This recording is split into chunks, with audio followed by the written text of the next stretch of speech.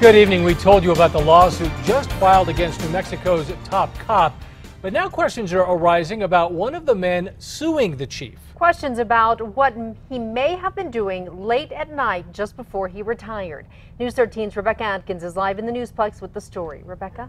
Well, Jessica, it's almost as if a war is going on at state police, and now a leaked email is poking holes in the claims made in that explosive lawsuit.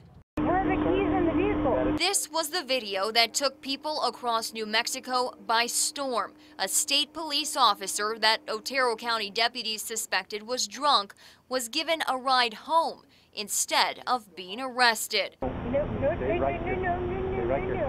Jessica Turner, who has since resigned from state police, was later charged with DWI. She's also engaged to former state police deputy chief Michael Ryan Suggs.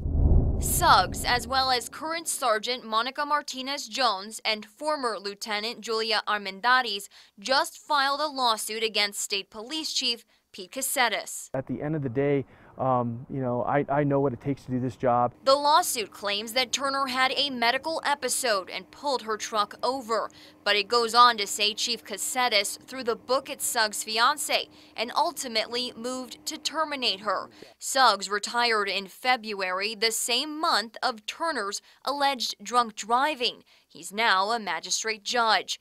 But since the lawsuit emerged, News 13 obtained this email from March that Chief Caceres sent to Cabinet Secretary of DPS Scott Weaver just after Suggs retired. In it, the chief says late one night, Suggs viewed the dashcam video of Jessica Turner, his fiancée, and believes Suggs shared what he saw with her.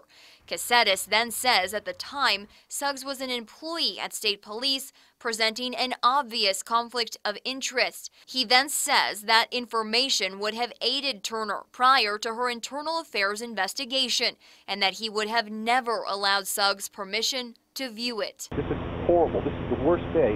Yeah.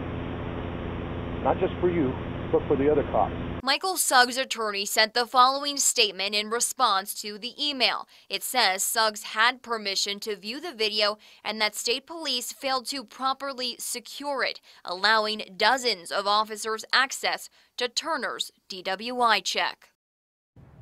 In the statement from Suggs' attorney, she also makes mention that the email News 13 obtained is representative of more retaliation by state police against her client. We reached out to Chief Caceres, but he would not comment.